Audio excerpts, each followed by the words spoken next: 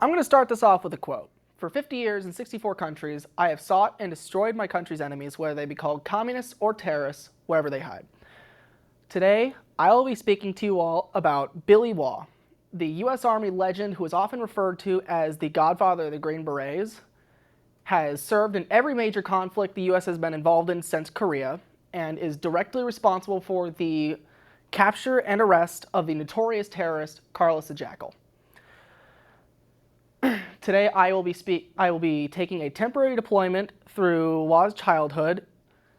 I will be deploying into his career in the U.S. Army.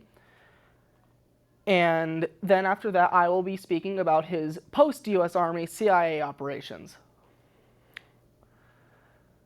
Billy Waugh was born on December 1st, 1929 in Bastrop, Texas to John Waugh and Lily Dawson. He had a relatively normal childhood growing up in the Great Depression, well, about as normal as it could get, where he got a job in his teen years as working a concession stand at his local movie theater. This is where he learned from the local the local sheriff, that the Japanese had attacked Pearl Harbor on December 7th, 1941. After that, Bastrop went into complete lockdown out of fear of Japanese attack, but Billy still took as many shifts as he could at the local movie theater to watch the newsreels of World War II.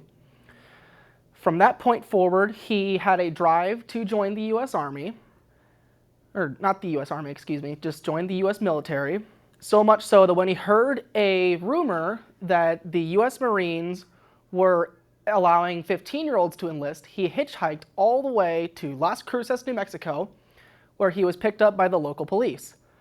He spoke to the police about his military aspirations, where he was promptly told it's just a rumor, and he was shut down and sent all the way back to Bastrop, where he graduated high school with a 4.0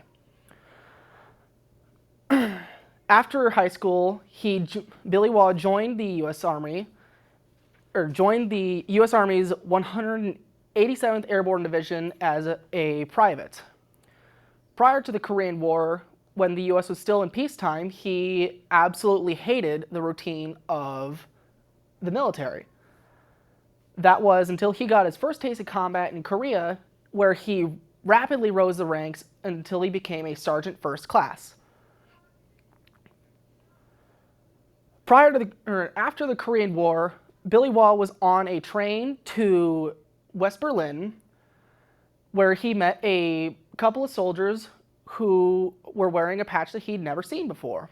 This patch was for the 10th Special Forces, the United States 1st Special Forces Unit. In reality, there was only one Special Forces unit at the time, but it was called the 10th in an effort to confuse any enemies finding out. Billy Waugh tried over and over and over again to get those soldiers to explain to him what Special Forces were.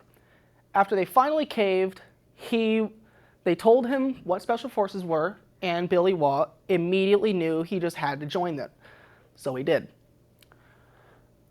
In late 1965, Billy Waugh was traveling with 100 soldiers, which were 88 South Vietnamese, 5 Green Berets, and a CIA operative.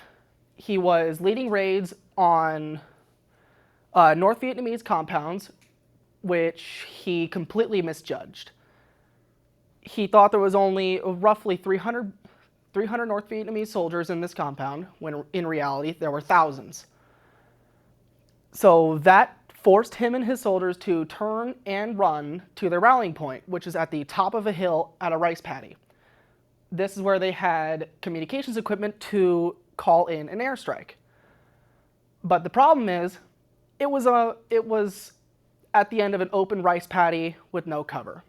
During his retreat, multiple soldiers were lost, and Billy Waugh was struck 3 times. He was shot in the head, the leg, and the foot. He miraculously survived, earning a Silver Star and 3 Purple Hearts for his actions. This is after his injuries. Billy Waugh was recovering at the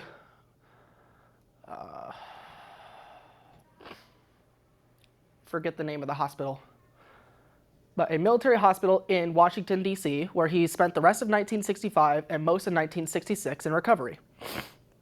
This is where he learned of the Military Studies and Observations Group, McNeil, which was the premier Special Forces unit in the U.S. Army. After that, Waugh knew he had to join it. This is where he became a sergeant major, and he was essentially SOG's eyes in the sky. During his deployment with McNeil in Korea, he pioneered halo jumps, which are high altitude, low opening jumps where you jump out of planes with a parachute. And he was also a leader in one of the U.S. Army's experimental green light teams, which were airborne troops who were trained to go behind enemy lines with a live nuclear weapon, arm it, and then get out of the blast radius as soon as possible. After his time in the U.S. Army, Waugh was a U.S. Postal Service driver for 5 years. He hated the routine once again. There was no adventure, nothing. That is until he got a call from a voice that he recognized from his military career asking if he was ready to get back in action. Now, there isn't much declassified information about this, but it is stated in Waugh's own autobiography that he joined the CIA's Special Activities Division without hesitation. This is where he was in Libya. He was training civilians in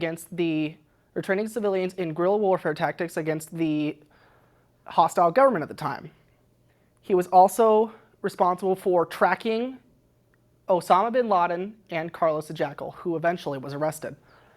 At the time, they did not know anything about Osama bin Laden, and Waugh reportedly was regretful that he didn't take the opportunity to take out Osama bin Laden when he had the chance. I will end this off with another quote.